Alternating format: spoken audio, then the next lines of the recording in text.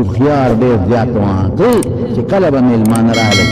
نو پلار به درته وي اله راشه علي د میلمنو سره کښېنه. دومره هوښیار و چې میلمانه به متاثر شي یاره دا علي خو ډېر قابل سړی دی او که د پلار نه پس دی په تخت کښېناست حکومت به ډېر ښه چلی. دننه خشته ښکلې قد و قامت نه مزېدار خلکو به ورته یوسف زمان وي د زمانې یوسف لکه یوسف علیه السلام له الله حسن ورکړو نو دته به یوسف زمان وي د خپلې زمانې یوسف. دومره خشته و اخلاق ناسته پاسته خبرې خلکو سره هوښیارې او په خبرو یې دومره فصیح انسان و چې خبرې به یې کولې خلکو له به یې خبرو په فن ورکو. دومره مزېدار هلک او د پلار ډېر زیات خوښ و. داسې بچی چې هغه هوښیاره وي او داسې بچی چې خشته وي او داسې بچی چې هغه عقلمنه وي اخلاقي وي د پلار خبره مني تابعداره وي د پلار ډېر زیات خوښي. پلار ته مامون ته یو ځل دسترخوان ولګېد د دنیا خوراکونه ورته کېښودل شو. ډوډۍ ولګېده وګېدې خوراکونه چې ولګېدل روټ جوسونه میوې هر قسمه غوښې په مختلفو قسمونو کې کېښودل شوې. نو پلار یې فوراً نوکر ته وایي وی علي څه شو؟ پیشف پله کمره کې دی ورشه وسته نو سره ډوډۍ وخوري. پلار به بیس دوی نه ډوډۍ نه خوړله دومره یې خوښ و. علي ته یې وویل چې بابا دې غواړي روټۍ وی چې زه خو مړی یم.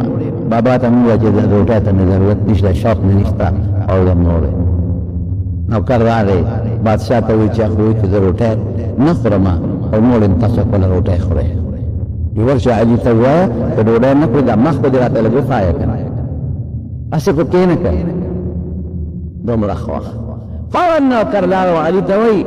چې بادشاه سلامت وي چې که ډوډۍ نه خورې او مړ یې اسې راشه موږ سره کېنه دا مخ خو به دې ووینم که نه مخ خو دې راته وښایه زه دې رامنډه کړې ښه ښه راغی پلار سره کېناست. روټۍ به هغه ډېره خوړله معمولي غوښته خوړمو پلار ورته خوشحاله او مسکي مسکي کېده. چې کله روټۍ نه فارغ شو نو لاړ د ځان له یو خپل محل جوړ کړی د دجلې د دریاب د پاسه یې ځان د ښایسته محل جوړ کړی ښکلی یو خاص دریاب دی. اوس هم په دې دوبۍ کې په دې بحرین په دې ملکونو کې ما کتلي دي ما ته پته ده په سیندونو دریابونو د پاسه محلات جوړ دي. لاندې به ترې اوبه بهېږي اوبه او بره په محل یې محل. او تاسو هم لیدلي دي سوات ته چې تاسو ځئ د بحرین کالام ته نو بعض ځای کې داسې هوټلې جوړې کړي دي چې هغه دریاب ته څه حصه باري اوبه ترې لاندې بهېږي. د جرې د دریاب د پاسه ځان له ښکلی محل جوړ کړی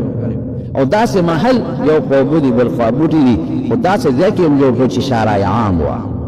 لویه لار وه د خلکو د بازار نه به خلک تاجران په دې لاره پوخانو او بله چیلو ورته نو ده وایي چې داسې مجلس ځان له تنهم چې د دلته کې لا خلک تېرېږي چې دا اینما په لاره څوک دي څوک نه دي سوداګر قافلې دي دا هم سړي له خوند ورکوي. نو ګورې بعضې خلک دې سړک ته روځي او ګوري چې دا خلک په لاره تېرېږي ماشومانو له هم خوند ورکوي او چې د خلکو خبرې هم لګیا ورمه تنهایۍ کې به څه نوکر سره ناست دی. پلار نه چې کله فارغ شو نو دی راغی خپل محله نوکرانو ته وایي ګرمي مې شوې ده سخته ګرمي وه پکې اییر کنډیشن خو ونه هله شا به یخې اوبه راوړی یخې اوبه یې وله را پیدا کړې راوړې په هغې یو لمبل په ځان یې اوبه واړولې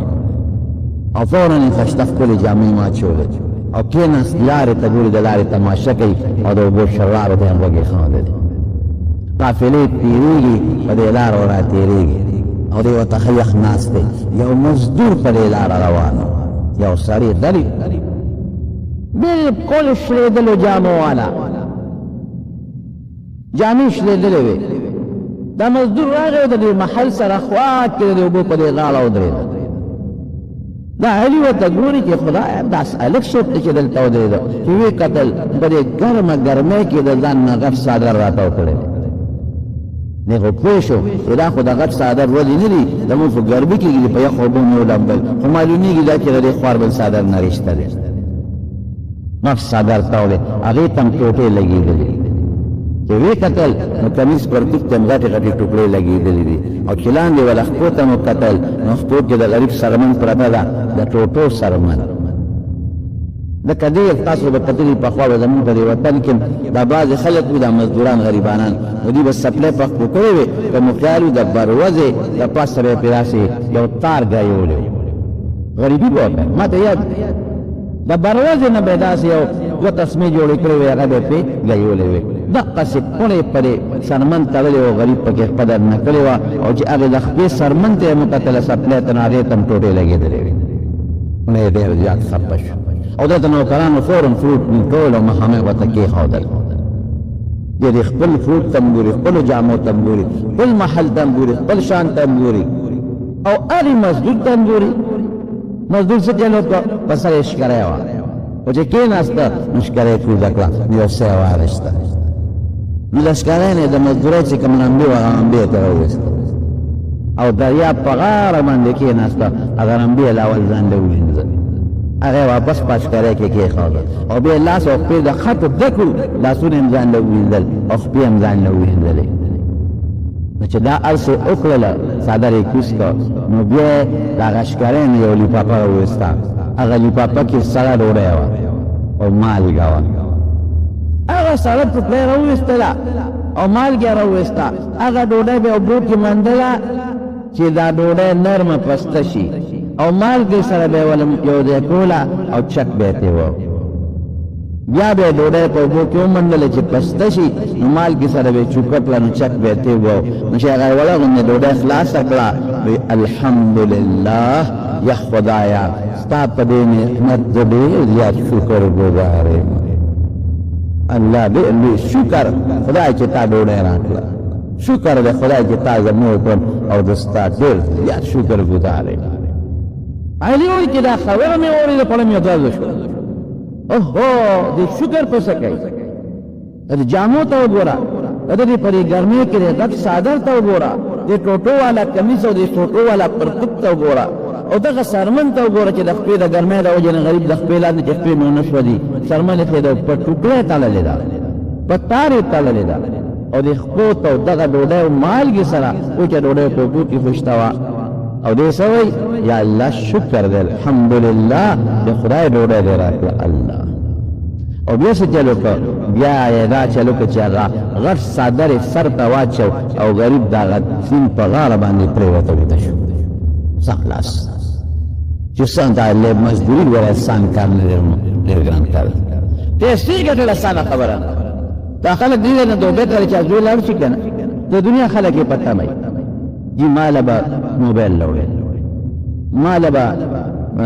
ترماس راوړی او ماله به ګړی راوړی او ماله به جامې راوړی تاسو د دې خوارانو نه خبر نه یې ټیک ده چې په دوبۍ کې خلک ښه نوکرۍ هم کوي اعلی نوکرۍ کوي قسم په خدای جومات کې ناست ما د دوبۍ لیبر او مزدور هم لیدلی دی ما لیدلی دی په خپله چې هلته دریاب په غاړه چمنې ډېرې زیاتې دي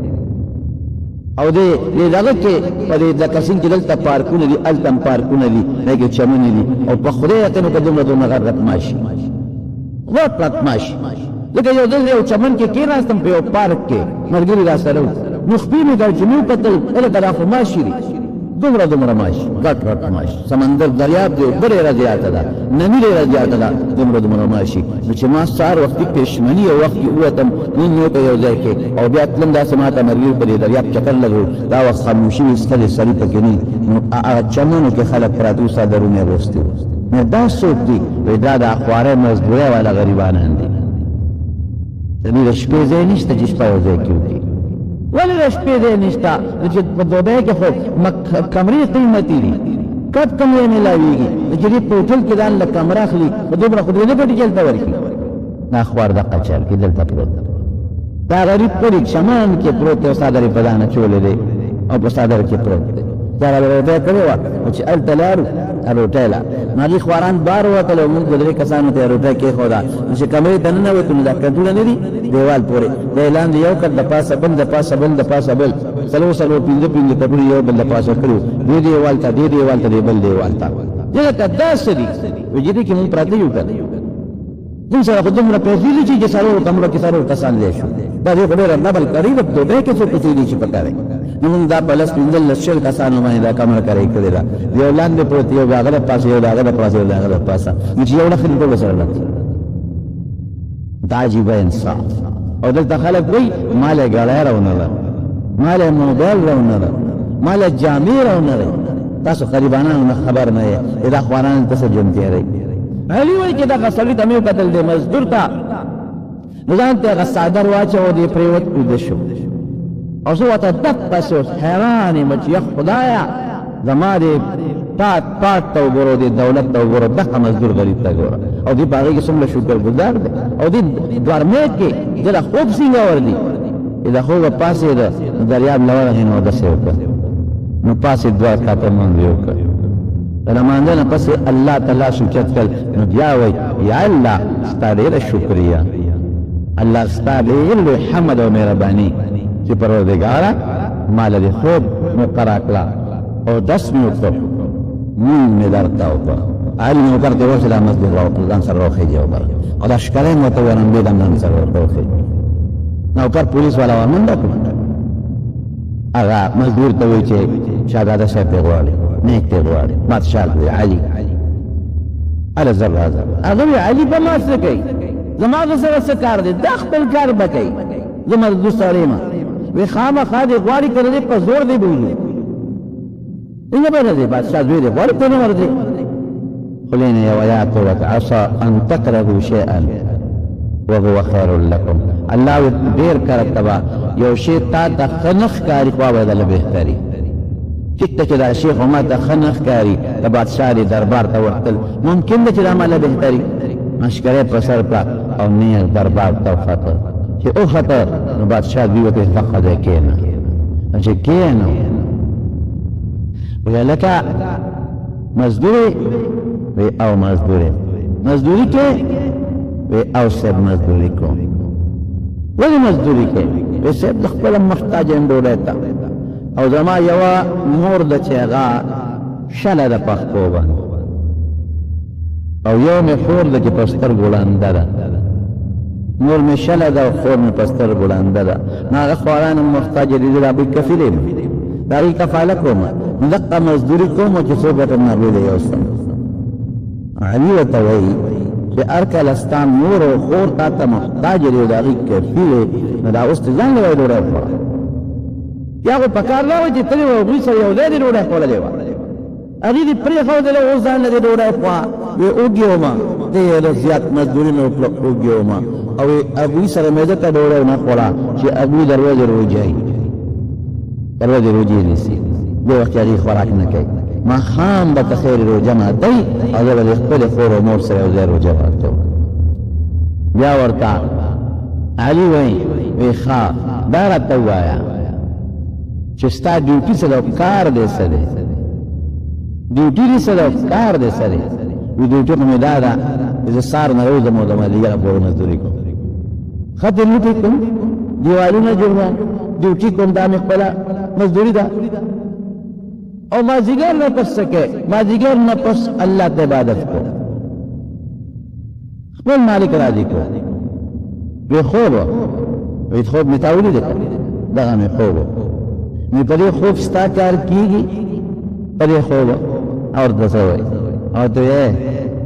وی چې د قبر د تیارو سوچ کوي د دنیا خوبونه نه کوي که دلته مې خوب وکړ نو قبر کې به خوب تریخي بیا به نه راځي او که دلته مې خوب ونه کړه روح مې وتله نو انشاءالله چې قبر کې به ډېر خوب راله راشي د شیخ الحدیث حضرت مولانا محمد ادریس صاحب په بهترین او ښکلي اواز سره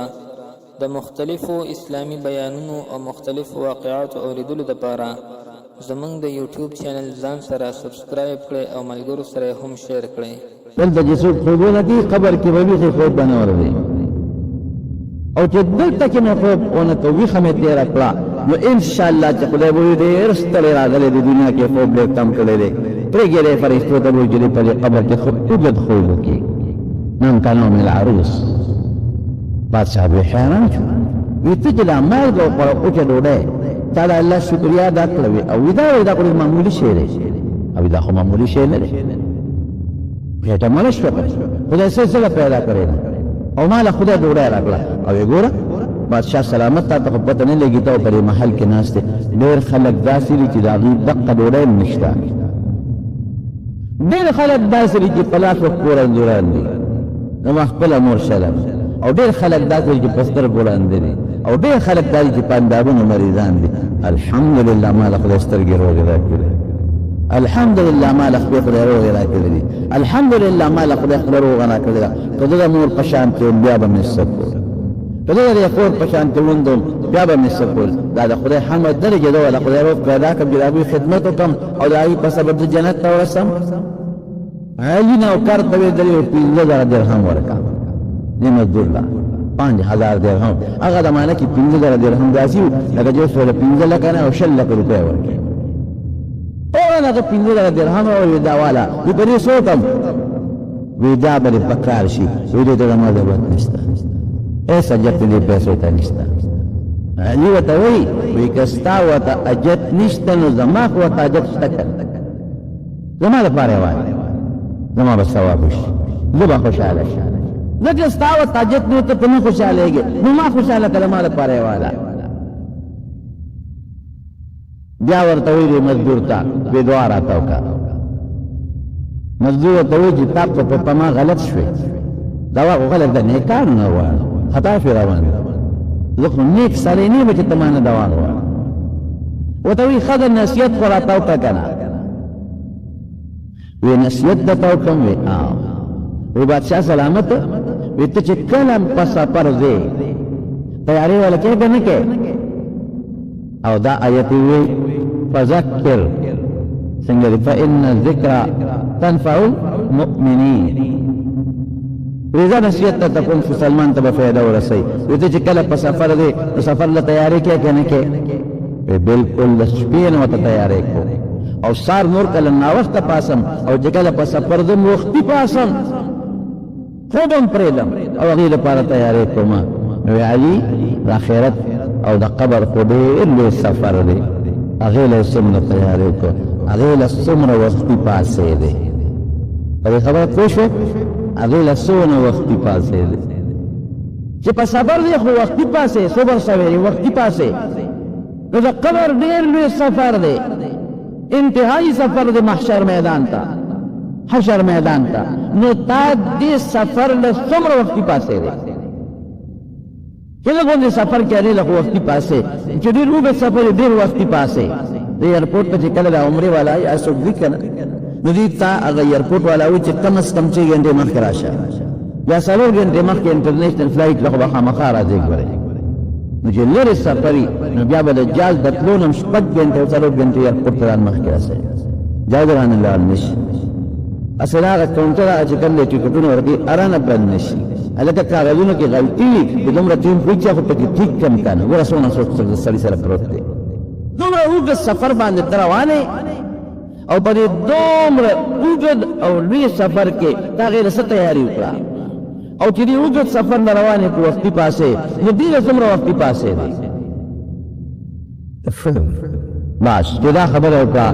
د علي زوی یو ټک نارې کړه چې خدای پاکه دا څنګه نصیحت یې راته وکړه وی تا ته زه 3 نصیحتونه کوم 3 خبرې یو دا چې د قبر ډېره خطرناکه تیاره ده داسې تیاره ده چې د خپل لاس باندې ته پکې ور نه ښکاري واقعي د شپې تیاره کې د بنده بیا هم ځان له څه تلمل وکړي د قبر تیاره کې به څه کوې چې نه لاس له کولی شي نه خپله کولی شي او من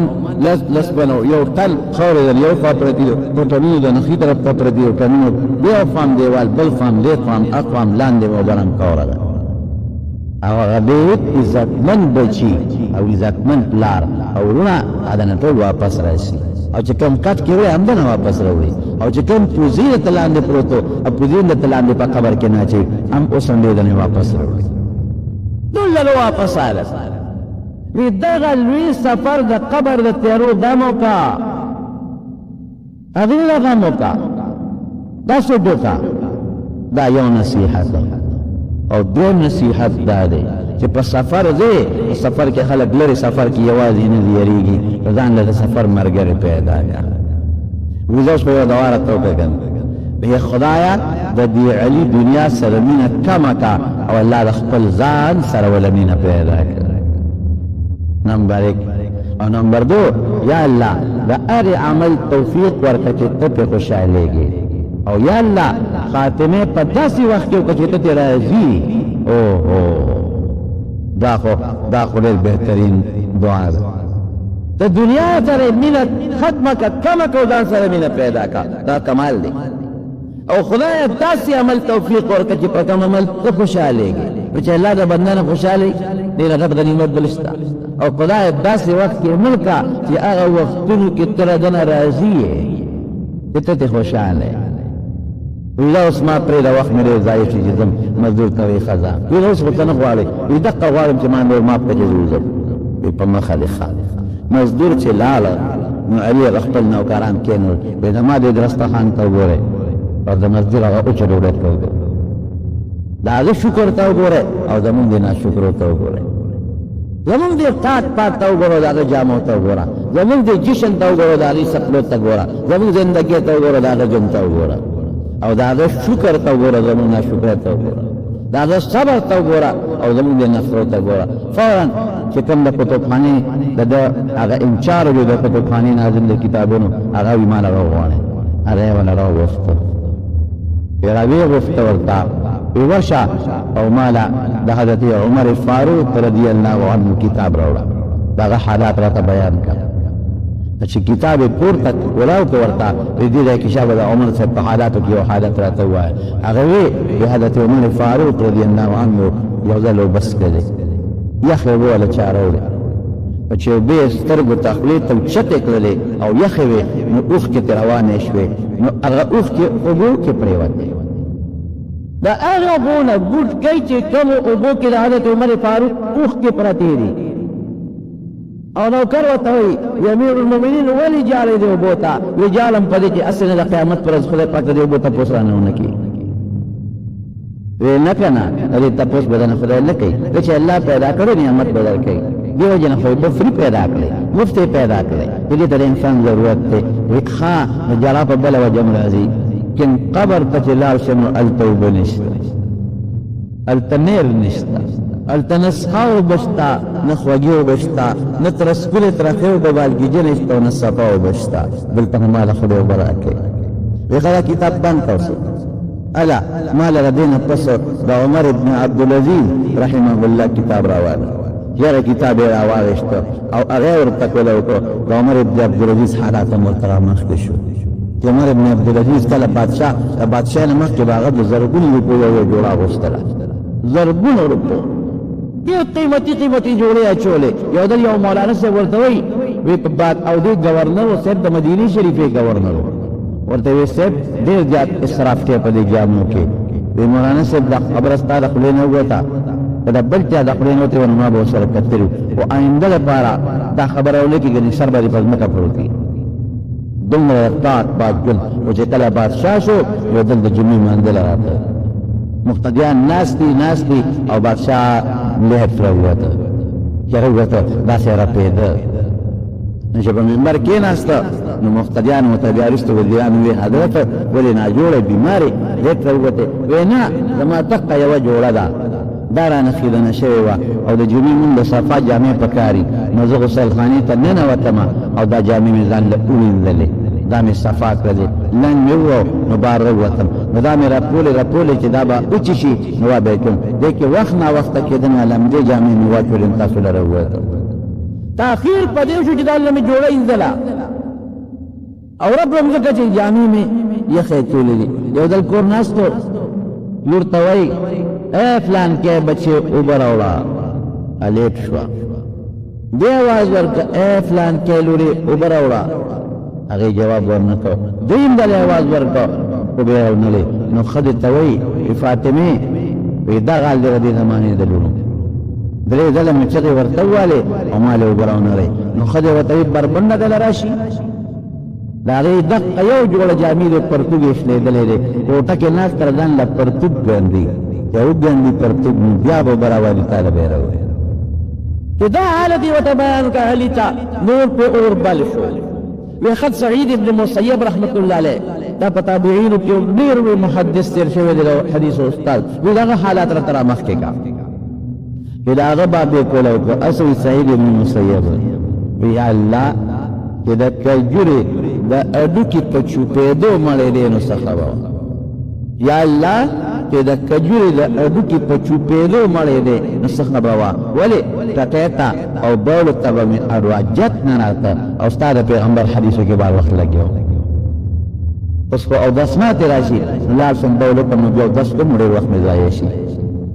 او زمارونو علماو قسم دی د علم دپاره ډېرې لویې قربانۍ ورکړي نو بېګا د امام ابو یوسف رحمت الله علیه یو حالات وکتو حیران شو امام ابو یوسف رحمت الله علیه زوی مړ شو معشوق زوی مړ شو ټیم داسې و چې هلته کې د امام ابو حنیفه رحمت الله علیه درس شروع دا د درس شروع او دلته کې د زوی د جنازې ټیم دی نو شاګرد ته یې مهرباني وکړه زما د زوی والی او دې مقبرې ته اوس سره د جنازه وکړه او د د امام ابو حنیفه درس رانه قضا کېږي حیران شوم یا خدایا امام محمد رحمت الله علیه دا زموږ د امام صاحب شاګردانو کې یو شاګرد دی د هغه متعلقه د هغه یو ځل یو انګرېز د هغه کتاب دی هغه یې وکتل جامع صغیر د هغه کتاب یې وکتل انګرېز نو وایي دا ستاسو رکوټ محمد دی او دونه د دین خدمت یې کړی دی نو غټ محمد به م څنګه سعید ابن مسیب وایي بول چې ډوډۍ وخورم او اوس کوم بولو ته ضرورت شي منډه کوم اودس مات کوم وخت ضایع شو اودس کوم وخت ضایع شو بیا راځم او چې لوی اودس پاتې سهارا ته ځم او راځم اودس کوم بیا وخت ضایع کېږي ارمان کې د هډوکي د کجورې د هډوکي په چوکولو مې ژوند تېرېدی چې اودس ماتې ته رکوټ او لوی ته مې حاجت نه راتلی دا خبرې واورېدې که نه علي ناغا لایبرری والا ته وی کتابخانې والا ته دا کتابونه یې بند کړه د عبدالله ابن مبارک او د نورو علماو واقعات یې مته بیان کړل وی دا بند کړه د کتابخانې نه او شاګردانو ته وایي هغه نوکرانو ته وی زه ځمه د خپل سردار ملاقات لرم ما پس څوک مړه دی هېڅ څوک چې ما پسې را نه شي دروازې بندې کړې هغې ته لاړل دا به دا خیال و چې ګنې سردار نه مراد دی خپل بادشاه پلار مراد کوي او پلار له جوړ دی نیر د محل نه ووته او په دریاب دجله کشتۍ ته وخته او پورې غاړه لاړ فرات ته لاړ فرات ښار ته او چې هلته څنګه لاړ هلته خپلې جامې مامې بدلې کړلې او دجله یو ډېر لوی ښار دی هغې ښار ته لاړ او هلته مزدوري شروع کړه بس دی ډېر ژوند مې په ټاک او پاټ کې تېر کړ ډېر ژوند مې په عیش و عشرت کې تېر کړ ډېر ژوند مې په خوشحالۍ کې تېر کړ ما ته چې مزدور کومه خبره کړې وه چې زه نو سفر له ځان سره ملګرې بوځه قبر کې به یوازې پروت دی او ډېره سخته تیاره ده پکې ځان سره ګورې رڼا یوسه نو باقي د رڼا غم کوم او د ملګري غم کوم مزدوري شروع کړه هغه مزدوري چې کومه مزدوري هغه مزدور کوله خو دې خو د بادشاه په غېږ کې د بادشاه غېږ کې وخت تېر کړی نیازبین دی نیازبین سړی کار کوم ځای کولی شي نیازبین سړی غوټه کوم ځای اوچتولی شي نیازبین بنده کار کوم ځای کولی شي نو ورو غریب په دې کې نه جوړه شو او شپه به یې کوم ځای کوله او پلار ورپسې ونښته د پلار خو محبوب زوی و هغه نوکرانو پولیس والا په دې وطنونو کې رسو کې سر بل چې شاه علي را پیدا کړ چېرته لاړ او یو پسې ګرځي پلار په سترګو جاري یا خدای زما بچی مانه ټوک خوالا داسې بچی لکه د علي په شان بچی یوسف ثاني دویم نمبر یوسف د زمانې امانه لار روک شو کوم خوالا نوکرانو تاسو نه چېرته لاړ نوي خبر خو مونږ ته وایي د خپل سردار لګم موږ وایي تاله راځي خدای کم خوالا سره لیونی شو که روغ دی پولیس ګرځي خو د ټول ځان بدل کړی دی مزدوري کوي نو په مزدور د چا کوم ځای ګمان راځي یا د بادشاه زوی او بیا سره پنځه ورځې کې شکل لال وجوړېده بس څوک چېرته پېژنم او جماعت کې به شپې کولې نه جوړه شو غریب ځای له څه په هغه مزدورۍ کې علاج معالجه مو بوله جوړ نه شو نو چې کله جومات کې پروت دی او ساعت یې خېږي که نه یو سړی ورسره خوا کې پروت دی وایي ځوانه څه چل دی در باندې وایي مرمه دا یو ګوته مې ده او دا یو کاغذ دی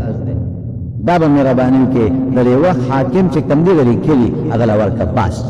نو دا به خامخا رسی او دا خبره په وفات شو جماعت کې غریب پروت دی قالین نشته په جماعت کې په جماعت کې فرش نشته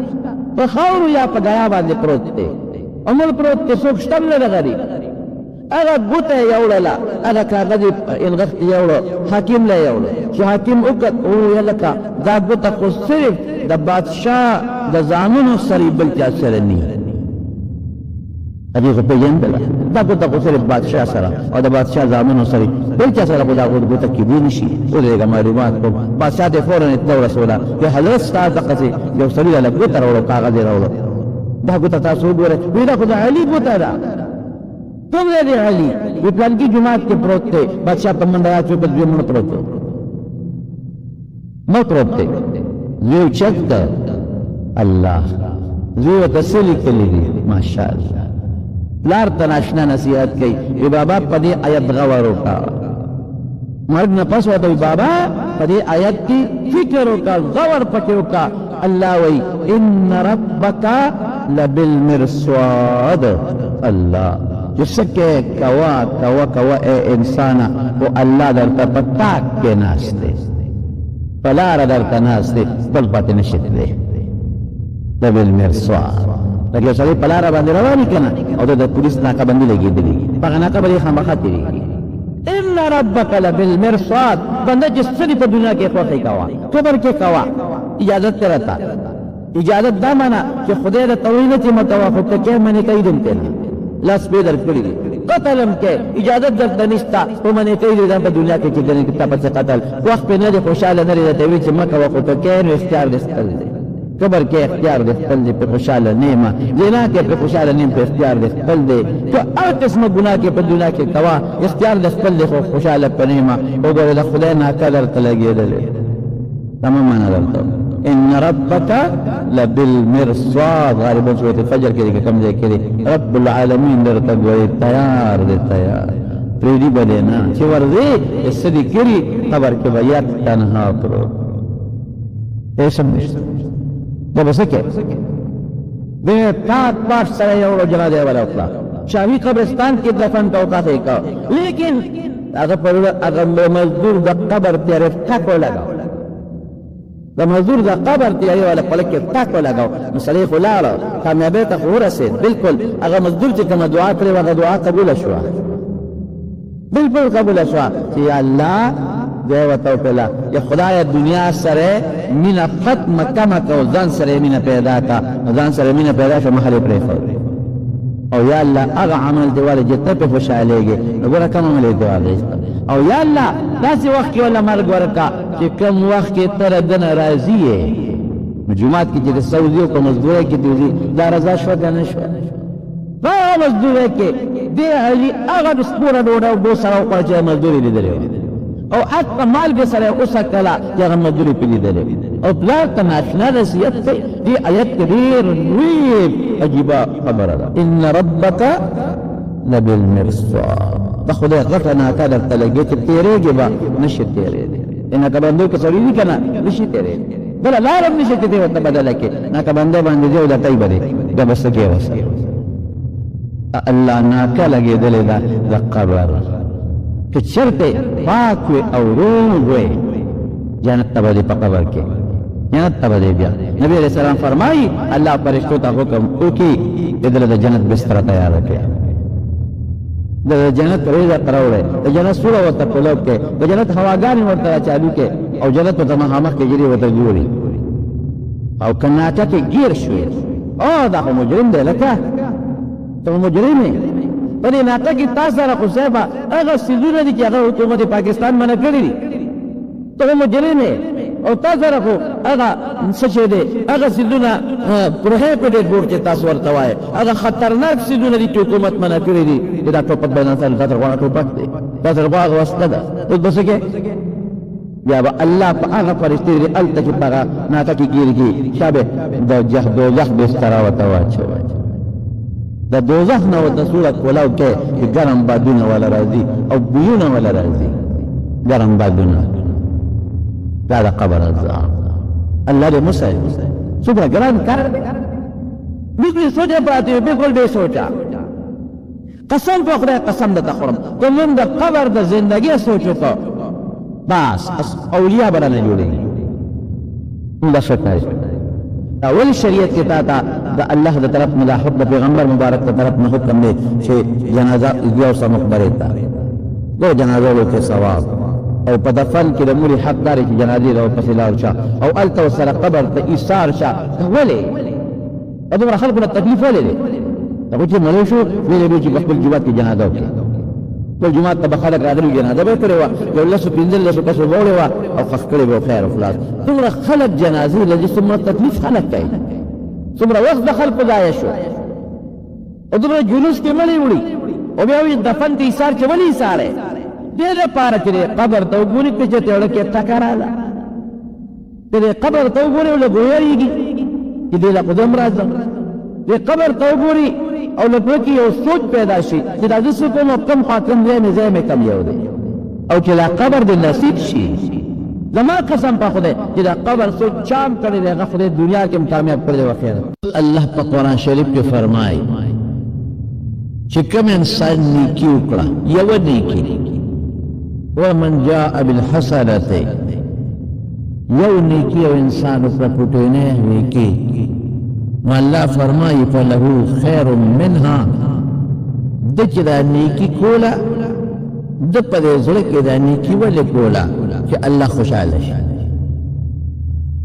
دا نیکي د ولې کوله چې ما ته په آخرت کې ثواب ملو شي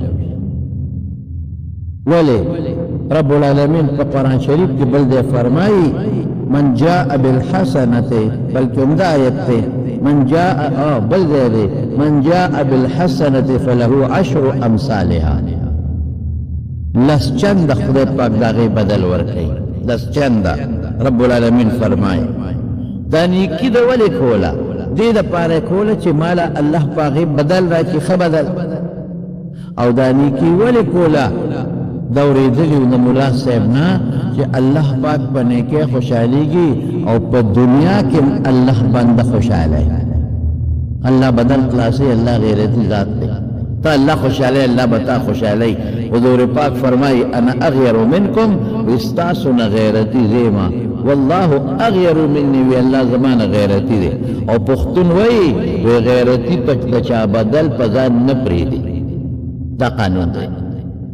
نیکی کوله د مقصد سو مقصد دا چې الله خوشحاله شي مقصد دا آخرت کې الله اجر راکړي مقصد یې دا چې زه الله خوشحاله کړم چې ما الله خوشحاله کړي نو الله فرمایي په قرآن شریف کې فله خیر منها نو د ده چې کوم سوچ دی د دې نیکۍ نه زه به د هغې نه بهتر وله ورکړم که د رسول نه به م وله ښه ورکړم دا څومره لویه خبره ده وله خیر منها د دې نیکۍ نه ښه شی به ورکوم بهتر شی به ورکوم زه خوشحاله یم زه به دې په دنیا کې خوشحاله وم زه دې نیکۍ په بدل کې بدله زه ډېرې بدلې ورکوم لږې نه ډېرې به بدلې ورکوم او دې به زه په دنیا و آخر کې خوشحاله ساتم او یو عجیبه لفظ الله استعمالوي وهم دا انسان چې دا نیکي وکړه دې خلکو من فزع یومئذ آمنون د قیامت په ورځ چې هغه خطرناک هیبت دی قیامت ورځ دومره سخته ورځ ده چې خلک به یوم یفر المرء من اخیه د خپل ورور نه پلار نه ښځې نه به تښتي خلک هېڅوک به نه پکارېږي یو هیبت به په خلکو یو یره به په خلکو قیامت به رانږدې شوي او قیامت به غرغنډې کوي دا دنیا به مخامخ ویني وایي په دقه ورځ باندې په دې خطرناکه ورځ به دې د یرې نه محفوظ هغه به یې کلک کړه یاره نه هغه څوک محفوظي چې د هغه زړه مضبوطي د هغه ټینشن نه د هغه زړه بېغمه زه به یې بېغمه کړم دا څومره لویه خبره وړه نیکي دا ولې دا تا الله خوشحاله چې الله خوشحاله الله به دې خامخا خوشحاله او رسول الله صلی الله علیه وسلم یو ځل سحر وختي راغی جومات کې لمونځ یې وکړو د لمانځه نه پس دقسې خلکو ته مخ مبارک راواړو بالکل مانځه پسې متصل او تپوس یې وکړ وی د چا نن روژه ده نفلي روژه حضرت ابوبکر صدیق رضی الله عنه پاسې د حضور پاک تپوس وی زما نن روژه ده وی چا نن تپوس کړی د مریض عیادت او بیمار پرسی د مریض چا کړی ده حضرت عمر فاروق رضی الله عنه لږ جذباتي هغه الله رسوله خو دغه کور راووت او تپس لمونځ وکړ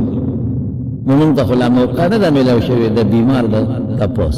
د بیمار تپوس الګ الګ چې زمونږ نوزګار شي بیا لاړ شي موږ خو دقه د کوره راووتو او نیک جومات ته رالو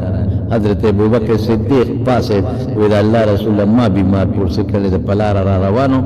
عبدالرحمن ابن عوف رضی الله عنه بیمارو وخت د منزله و نو هغه ته راورننوتم چې شپه به پې څنګه تېره شوې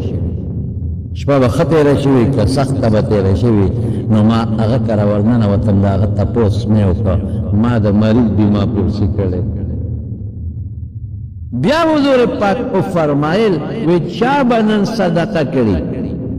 حضرت عمر رضی الله عنه بیا پاسید وی د الله رسول مونږ خو د صدقې ټیم لا نه دی راغلی مونږ هم دقه د کوره راووتو نه غاړو او جومات ته منزله رسول الله مبارک چې دا فرمایله ته ابوبکر پاسې وی د الله رسول ما صدقه کړې ده وی چې راووتم یو سړی اوږ نار راله مخې له راغی ما زر خپل زوی ته وی د زوی نوم یې عبدالرحمن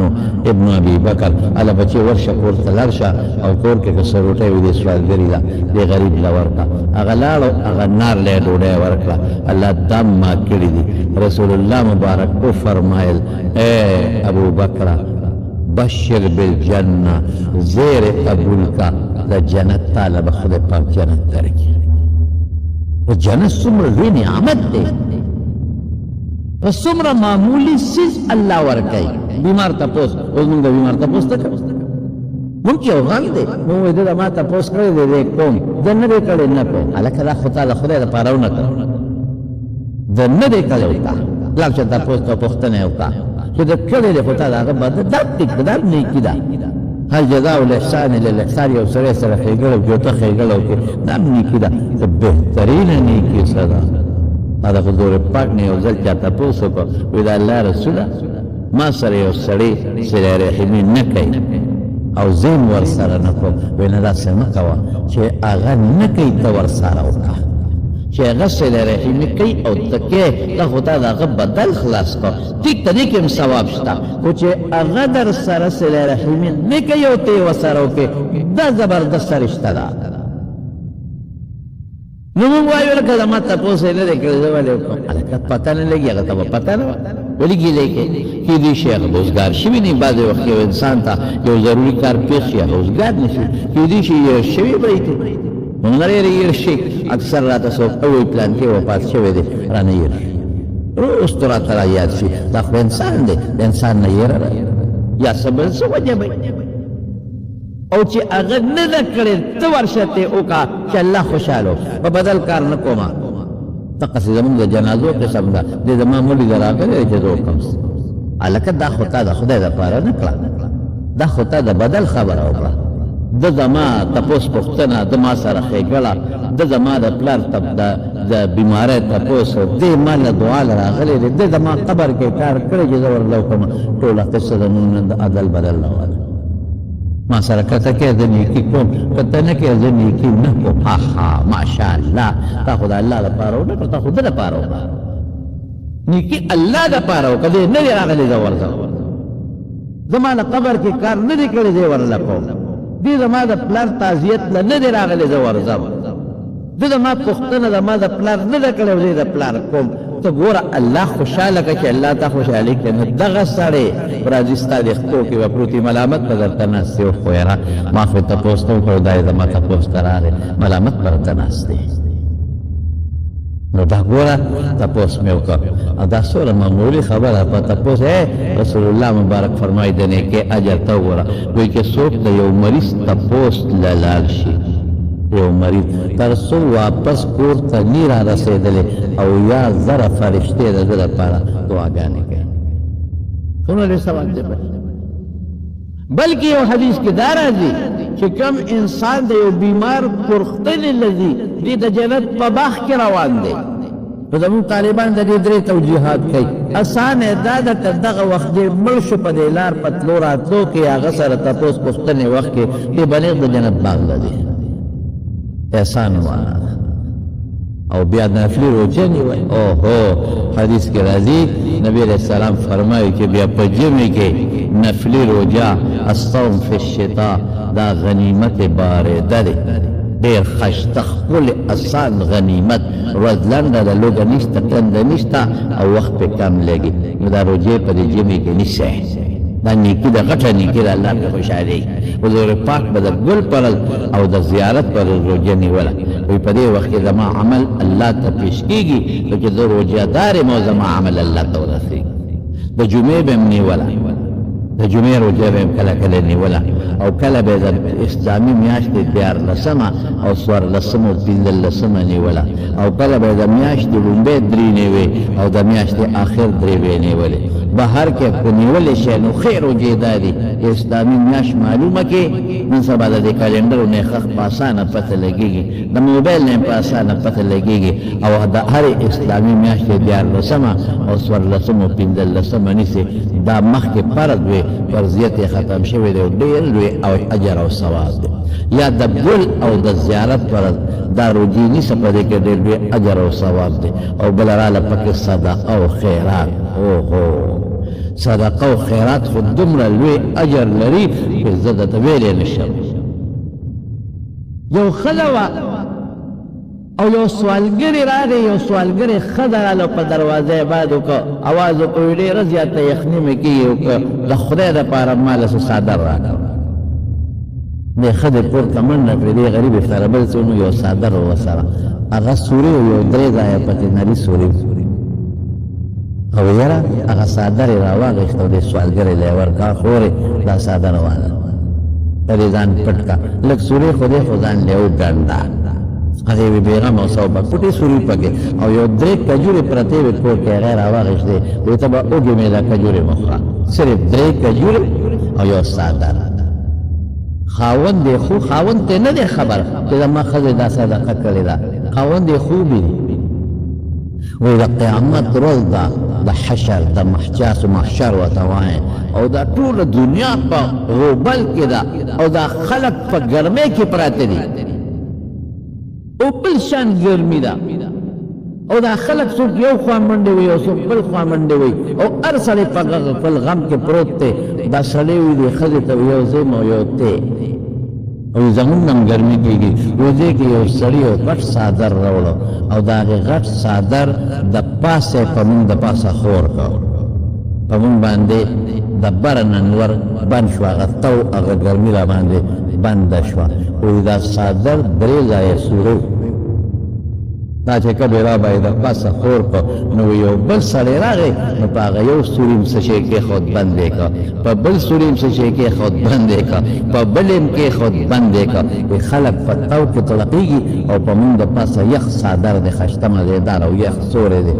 ښځې ورته ووایي باس خبره دی خوب دې ټیک لیدلی دی وایي ښځې څنګه مې ټیک لیدلی دی وایي دقسې یو غریبه ښځه راله او یخني مې کېږي ما له څادر راکړه نو ما وله څادر ورکړ او څادر 3 ځایه سوری دا چې د قیامت پر ورځ ده دا مونږ د پاسه څادر ولید دا هغه څادر و دا اقا څادر دی. الله وایي من جاء بالحسنة فله خیر منها دلته به څادر ته د ګرمۍ نه دومره بچ نه کړي لکه د قیامت پر ورځ دې بچ کړي دونه فایده به دلته در نه کړي لکه د قیامت پر ورځ چې الله دله کومه فایده درکوي. او وی څادر سوري و ما هغه ښځې ته وایي چې دا لی خورې دا سوري وګنډه نو هغه تا ولیده چې 3 سوري په څادر کې او فرشتې د پسه پسه شی کېښود او سوري بند کړل دی ورته وښول خاوند ته وله خدای پاک وښولو چې د صدقې دغه اجر او دغه لوی ثواب صدقه کې او قرآن شریف کې او رب العالمین په حدیث کې فرمایي نبی کریم صلی الله علیه وسلم فرمایي په حدیث کې راځي کل رجل تحت ظل صدقته يوم القيامة كل رجل تحت ظل صدقته يوم القيامة چې د قیامت پر ورځ به هر انسان د خپلې صدقې د سوري لاندې مونږ صدقه نه ورکوو صدقه څه ته وایي صدقه د الله د رضا دپاره چاله یو شی ورکول غریبه مور دی د مور دی مور له چې ورکې دام صدقه ده لور دی د واده ده فقیره غریبه ده هغې له ورکې دام صدقه ده خور دی د هغې له ورکې دام صدقه ده نفلي صدقه ده ګاونډي له ورکې دام صدقه ده مالدار سړی دی یو وخت کې هغه محتاجه ده مالدار دا نه چې غریب دی یو وخت یو شي ته محتاجه دی هغه لرې ورکه دام صدقه ده مونږ صدقه دې ته وایو چې پلار مړ شو دیګونه ړنګه وه او که په ښه نیت وي نو دا هم صدقه ده خو دا مونږ په ښه نیت نه کوو خفه کېږئ مه په دروازه باندې مقد 5 کوتک واله ودروري او چې کوم مسکین فقیر راځي هغه شاړو او چې کوم ماشومان یې هغوی ته هغه د الله سوال و هغه روجې چې تیل نه خورې او یا چېرته سوالګري وي هغه ته د الله څخه روجې ایږدو ټیک ده د الله سوال روجې پلیتې نه دي پاکې دي خوړلی شي خو دا توهین دی دا سپکوالی دی نو دا خو صدقه نه کړه صدقه خو دا ده چې دا کوم مسکین فقیر دی د ټول نه مخکې ورکړي او صدقه کې یو ښه شی ورکوه چې الله پې خوشحاله شي حضرت ابو طلحه رضی اللہ عنہ کہ کل آیت نازل شو لن تنالوا البر حتى تنفقوا مما تحبون کہ کامل نیکی دا چې کم شی د خوښې د خدای په لار کې خرج کې نو د جومات ته مخامخ یو باب او باغ و هغې ته به بیرحا وي ډېر اعلی باغ و د کجورو او پکې خشته ښکلې یخې اوبه وې حضور پاک به هغه باغ ته ته د هغې هغه اوبه به یې څښلې بس فوراً راغی رسول الله مبارک ته وی الله آیت نازل کړه چې بهتره نیکي هغه ده چې کوم شی د خوښې بل لی ورکړې وی بیرحا باغ د الله رسوله ما د خدای په نوم وقف په خیراتي دی او تا ته مې اختیار درکړه چې ځه حیث شئت چې کوم دی د خوښې هلته یې ورکړه یاره حضور پاک به دومره خوشحاله شو وی بخ بخ لکه مونږ پښتو کې وایو واه واه واه واه دومره خوشحاله شو ذلک مال رابح او یو روایت کې ذلک مال رایح دا جاري صدقه ده دا فایده او ګټندویه پښتو کې مو وایو ګټندویه صدقه ده او داسې وکړه قد سمعت وقلتا چې څو ما واورېدل خو داسې وکړه چې دا د خپلو رشته دارانو کې کوم غریبانان هغې لی ورکړه فرشته کې چې کوم غریبانان نو فرشته کې چې کوم تربوران او غریبانان نو په هغې باندې هغه بخت تقسیم کړه صدقه کې ډېر لوی اجر ډېر لوی ثواب دی كل رجل تحت ظل صدقته يوم القيامه قیامت ورځ به هر انسان د خپلې صدقې د سوري لاندې به سرسایه لکه مونږ وایو په پښتو کې باباجي زمونږ به وایي دا سرسایه ورته ولې وایي سایه سوري ته وایي دا ستا د سر سوری دی سوری د قیامت پر ورځ به ستا دا سرسایه د سر سوری وي او د نور نه به پرې بچې د نور د تو نه به پرې بچې مونږ بیا په صدقو کې څه کوو مالدار له روجې پخې کړو پلار مې مړ دی مالدارانو ته غریب ته نه وایي غریب ته مال ته کوتک ویل او دوړي ده مه پرېږده د الله سوال روجې ورته کړو دا صدقه ده دا خیرات دی ښه صدقه جاري صدقه ده جومات کې ولګوه بهترینه صدقه قسم دی که ردې نه بلې نن سبا جومات کې پیسې مونږ جوماتونه په چندو جوړو ولې څوک نه ورکړي پلار دې مړ دی رور دې مړ دی 10 کاله مخکې مړ دی 15 کاله مخکې او جایداد یې درته پاتې دی ورکړه صدقه جومات کې هم بس کېږي جومات ته ځمکه واله او خدای کله دې نه بهترینه صدقه بلې ته قسم مې راته وخوړ لمونځ پکې کېږي تلاوت پکې کېږي ماشومان سبق پکې وایي ذکر پکې کېږي الله له دې ورکړه او جومات ته جوړ کړه جومات چت ته پې واچو او هغې له دې پیسې ورکړې نو د دې نه ښه صدقه بله کوله پلار ته که ثواب رسئ او بخې رور دې مړ دی ښځه دې مړه ده خاوند مړ دی د ښځې او صدقه کې د دې نه بهترینه صدقه بله نشته دا روجې موجې او دیګونه مې ګوره ډنګل منګل دا ما د دې امکان نه دی کړی دا مې یو صدقه ده خیرات دی خو چې نیت د ریا دې ني او په صحیح طریقه یې وکړې خو چې ویې خوړلې صدقه دې لاړه ختمه شوه چې خیر ته ورسېدل خبر ختمه شوه او دا د جومات صدقه لکه دا ځمکه چې چا کوم مشرانو بخلې د پښتنو نو هغوی به قبر کې پراتي پته یې نشته څونه پورې به هغوی ته ثواب میلاوي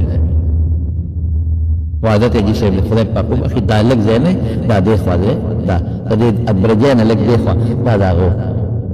زه لاړم شریف ماما دې خدای پاک وبخي دواړه وفات شوي دي هغه ته مې ته راځه پوهېدو ته لږ ځای دی جومات سره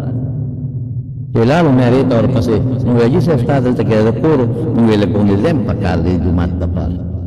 هغه ویې زه به سبا درشو سبا راغې صاحبه او کونټۍ ورسره وایي څونه ځای په کار دا د یو ډنډه غوندې وه څونه ځای په کار دی مونږ وایي دا ځای په کار دی چې مونږ دا دیوال ورباندې نه خو جومات کوټه لږه اوږده کړو نه نه وایي دا خو ډېر معمولي شی دی دا نه ورکوو خدای له به دونه پوټې شی ورکوو دې ته ایمان وسرو دا د زړه خبره الله له خدای له دا پوټې شي الله له غواړي ځان له خو نه غواړي او دومره پوټې شي د خدای له ورکوه راشه دا کونټۍ د ما واله چې څومره م پکار دي دلته راکاږې زه به تېدم بله ورځ ما نه به وروسته پاتې مونږ وایي بس څونه پکار دی ګیل کار م راوست وي دغه پکار دی هلته کار خلاص کړه دا ګور دا صدقه خلک ورکوي خو دا یو عجیبه خبره ده چې خدای له زه لږ شی ورکړم الله له ورکوم او لږ شی ورکړم نه نه دي دا سودېدلې ډوډۍ ده زما بچی نه خوري دا ورکړه طالب له هاي هاي خدای له سوځېدلې ورکې یاد وساتئ زمارونو رسول الله مبارک فرمایي د ځانه نه وی چې کومه صدقه او خیرات کې دا مخکې د الله لاس نه رسېږي وروسته د بنده لاس نه رسېږي ما چې دله ورکړه دله مې ورکړه ظاهر کې خو د لاس ته لاړه لیکن دا د ټولو نه مخکې د چا لاس ته رسېږي د الله وروسته دله را رسېږي الله ته خبردار نو خدای له سوې ډوډۍ ورکړي اوس هم د طالبانو له بعضې خلک وظیفه ورکوي د 3 ورځو د 4 ورځو زړه وظیفه پرې کې پرته وي هغه ورته پلوخي دا مونږ ته طالبان فریاد کوي وی بعضې خلک داسې ترکاري راکړي چې هغه د 5 ورځو د کورونو ترکارو کې واچو هم ورسره لاړه شي برباده شي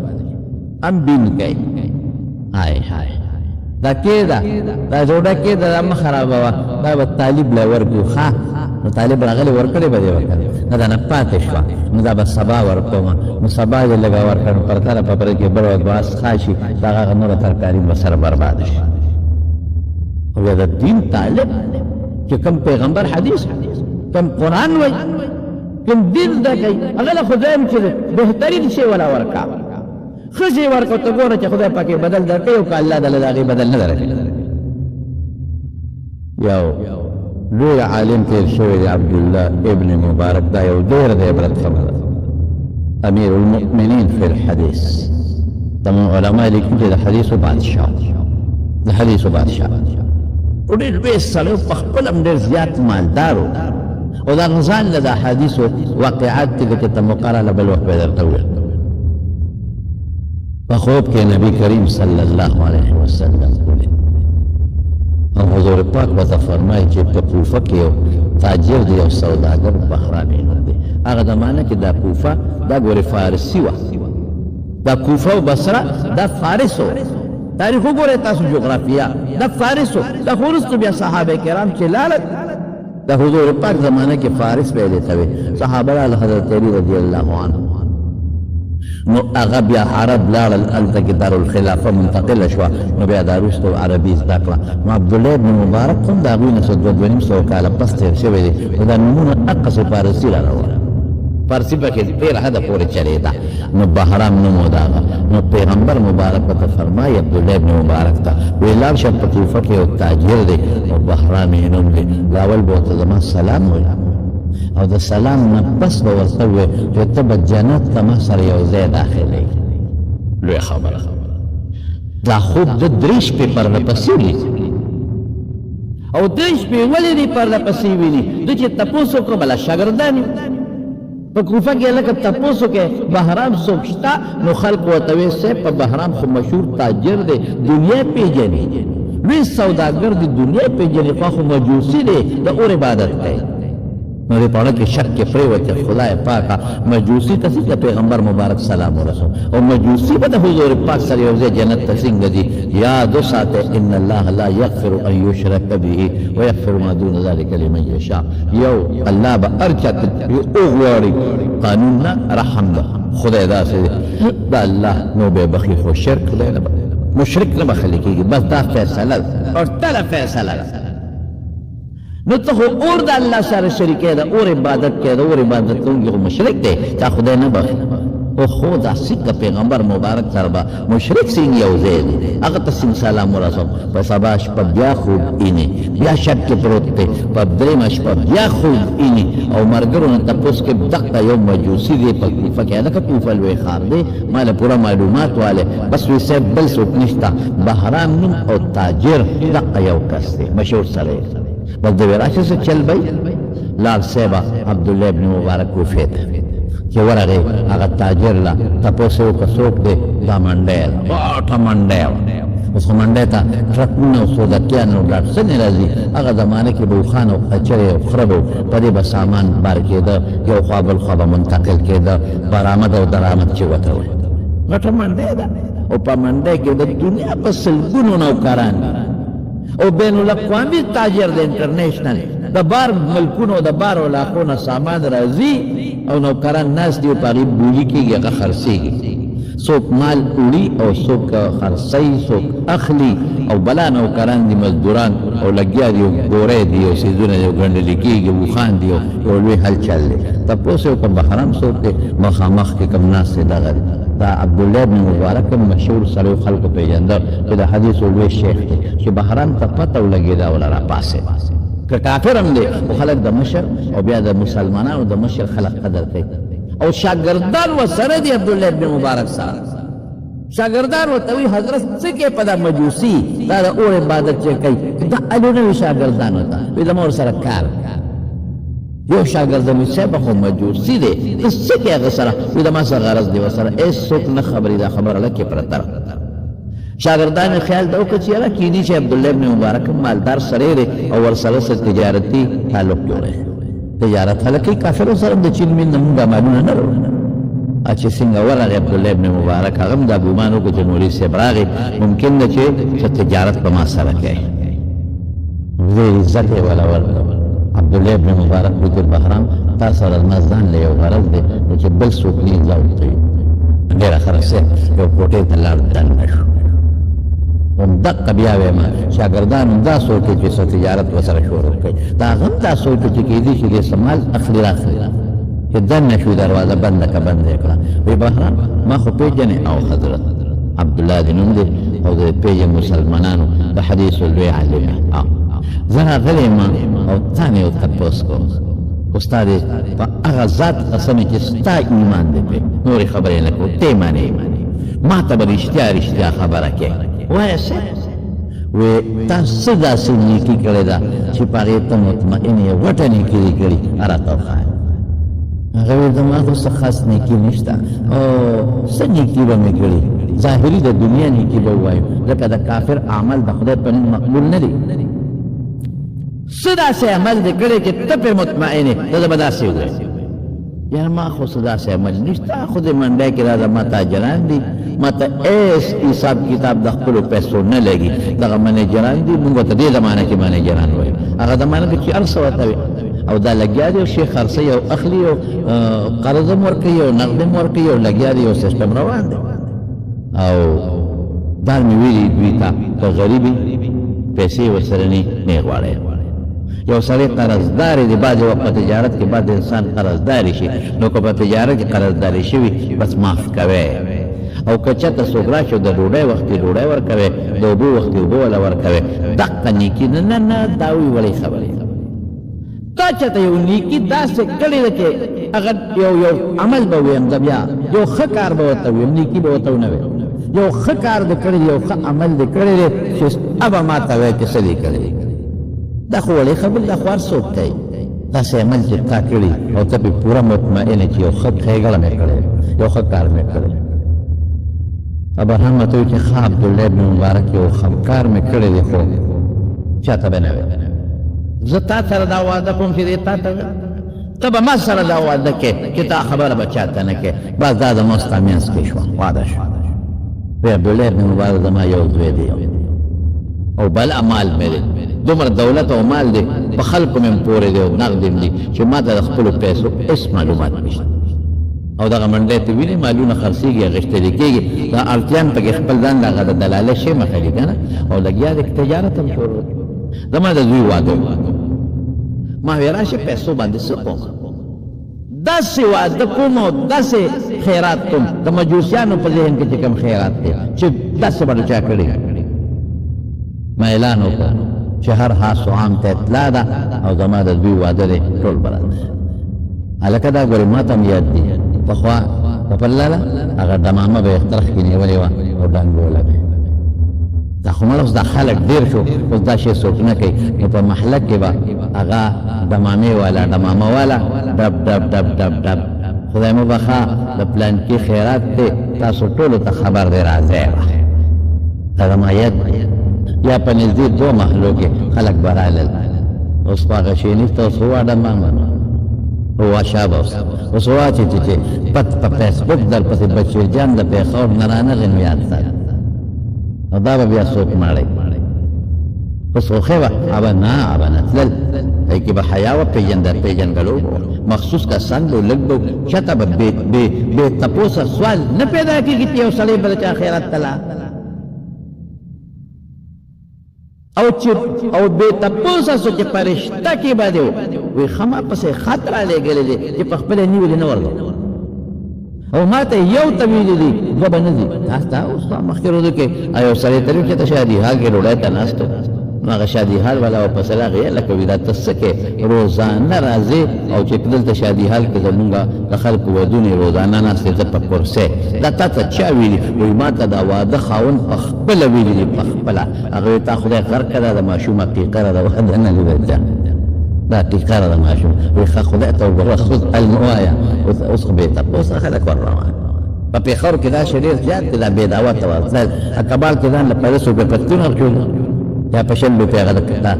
کبالي پرتوګه او ځان له کوټ موټ اخیستې په 1200 روپۍ باندې او د 5 روپۍ ټول چشمې اچولې